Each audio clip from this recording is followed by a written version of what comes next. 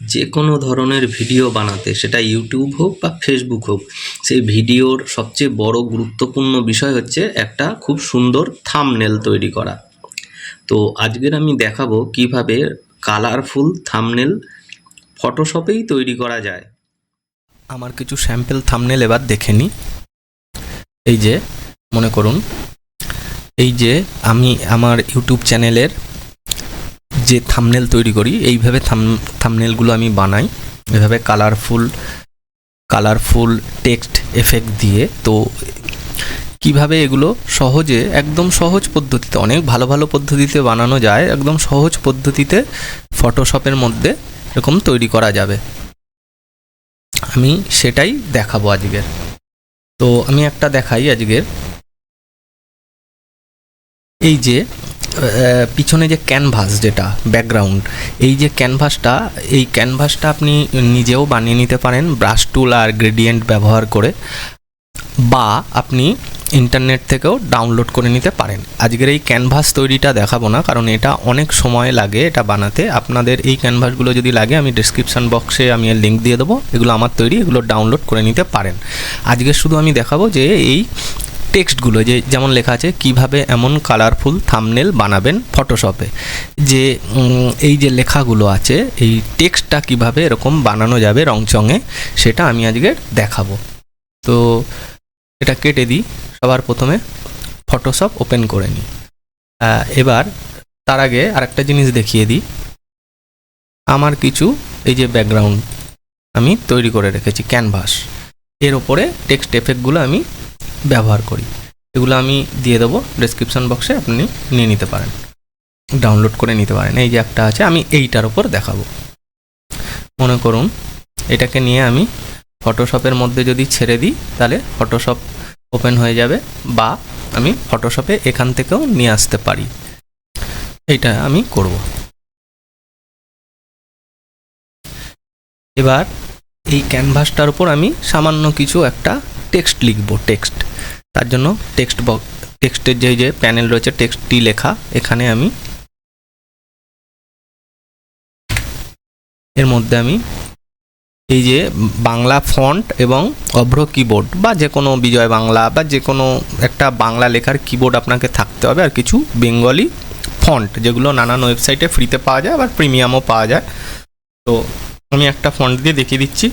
ফটোশপে Unicode ব্যবহার করা হয়, এখান থেকে একটা ইউনিকোড চুজ করে নিই। মনে করুন আমি এই ফন্টটা নিলাম। এখানে আমি কোনো একটা কিছু লিখতে হবে। এখানে লিখব যে ভিডিও কেন দেখবেন। মনে করুন এই যে লেখাটা আছে, এটাকে অন্য ফন্টও আপনি চুজ করে নিতে পারেন, বেশ একটু বড় বড় লেখা হবে, এরকম অনেকই আছে ফন্টে।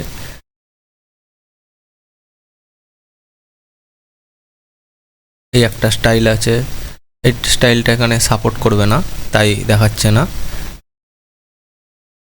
এই একটা আছে না, এটা খুব একটা ভালো দেখতে না, অন্য চেঞ্জ করে নিই একটা।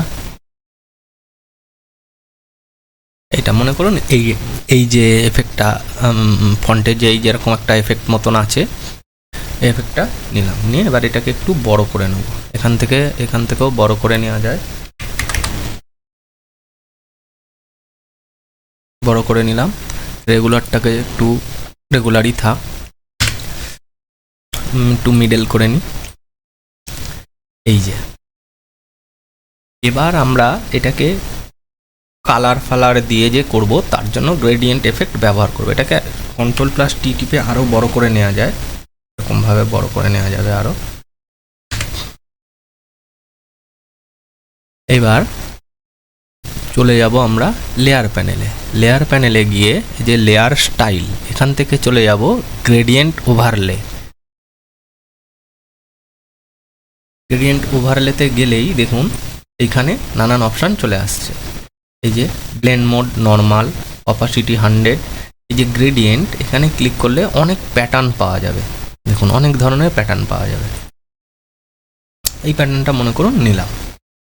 এবার এখান থেকে আপনি এই যে আরেকবার দেখিয়ে দিই, এই এইখানে এই যে অ্যারোটায় ক্লিক করলে প্যাটার্ন পাওয়া যাবে, আর এখানে প্যাটার্নের কালার চেঞ্জ করার যে কালার রয়েছে এখানে একবার ক্লিক করলে এই যে চলে আসবে। এবার এখান থেকে আপনি কালার এখান থেকে নিতে পারবেন পছন্দের, যে এখানটায় কোন কালার দেবেন। মনে করুন এই কালারটা এখানে নিলাম, আবার এদিকে একটু অন্য ধরনের কালার নেব, অন্য ধরনের এখান থেকে মনে করুন একটু গ্রিন নেব, গ্রিন। এবার কালার কম্বিনেশনটা নিজের পছন্দের ওপর। এবার এগুলোকে একটুখানি এদিক এনে এরকম করে এনে চেঞ্জ করা যায়। এই যে করলাম, করার পর এটাকে করে দেবো ওকে। এবার আমরা এখান থেকে একটা স্ট্রোক দিয়ে নেবো। এই যে স্ট্রোক এখান থেকে আপনি সাইজ বাড়ানো কমানো সব আছে। স্ট্রোকের একটুখানি মনে করুন 15 রাখবো বা 13-14 রাখবো। এই যে একটা স্ট্রোক। আচ্ছা, আউটসাইড ব্লেন্ড মোড নর্মাল, এখানে আপনি ব্লেন্ড মোড আপনার পছন্দ মতন রাখতে পারেন। কালার, স্ট্রোকের কালার চেঞ্জ করতে পারেন। এইবার এখান থেকে এই যে বেভেল অ্যান্ড এমবস এখানে চুজ করব, করে এই বেভেলটাকে একটু বেশ 3D লুকিং হবে এরকম করে নেব। এই যে 3D লুকিং হবে, একটু স্মুথ আছে। এখান থেকে আপনি এই যে অ্যাঙ্গেল চেঞ্জ করতে পারেন, লাইটের অ্যাঙ্গেল, এটা হচ্ছে লাইটের কোন দিকে শ্যাডোটা পড়বে সেই অ্যাঙ্গেল। আর এখানে আছে যে কন্ট্যুর, এই কন্ট্যুরের প্যাটার্ন এখান থেকে আপনি চেঞ্জ করতে পারেন। নানান ধরনের প্যাটার্ন আছে দেখুন, এই যে এখানে আছে এরকম নানান ধরনের, আপনি পছন্দ মতন যেটাই আপনি কাজ করবেন সেই পছন্দ মতন আপনি এখানে রাখতে পারেন। এই যে এরকম রাখবেন, এই যে কন্ট্যুর, ঠিক আছে, ওই কন্ট্যুরটা এখানটা দেখা যাবে। এই যে এরকম রাখতে পারেন, এরকমও করতে পারেন। তারপর টেক্সচার আছে, টেক্সচার এখানে প্যাটার্ন আছে। এই যে এই প্যাটার্নগুলো নানান ধরনের আছে। এই যে এরকম করে ওকে করে দেবেন। দেখুন এরকম একটু সুন্দর লুকিং হয়েছে। এবার এর ওপর আরও নানান ধরনের এফেক্ট আছে, নানান ধরনের ফন্ট আছে। ফন্ট ব্যবহার করে কালার কম্বিনেশান চেঞ্জ করে এগুলো বানানো যায়। এটা খুব সহজ পদ্ধতিতে আমি দেখালাম। যে এবার এই মনে করুন এখান থেকে আরও নানান ধরনের এরকম করে নানান ধরনের আপনি করে আপনার এতে যেই লেখার আছে লিখবেন, ছবি দেবেন। তারপর মনে করুন এখান থেকে আবার একটা ইউটিউবের লোগো দেবেন। এই মনে করুন এই ইউটিউবের লোগোটা দেবেন। এইসব গুলো আপনি এতে পেয়ে যাবেন,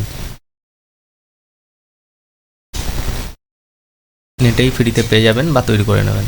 মনে করুন এখানে এটা দেবো, এই লেয়ারটাকে আবার একটু এফেক্ট দেবো, তাহলে আবার বেভেল এমবসে চলে যাব লেয়ার স্টাইল থেকে।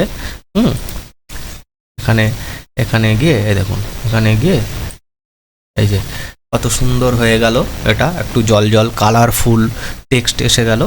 তো এইভাবে আমি আমার থাম্বনেলগুলো তৈরি করি। আপনারাও সহজ পদ্ধতিতে, একদম সহজের জন্য ফটোশপ প্রচুর কিছু জানতে হবে এমন না, আমি নিজেও জানি না।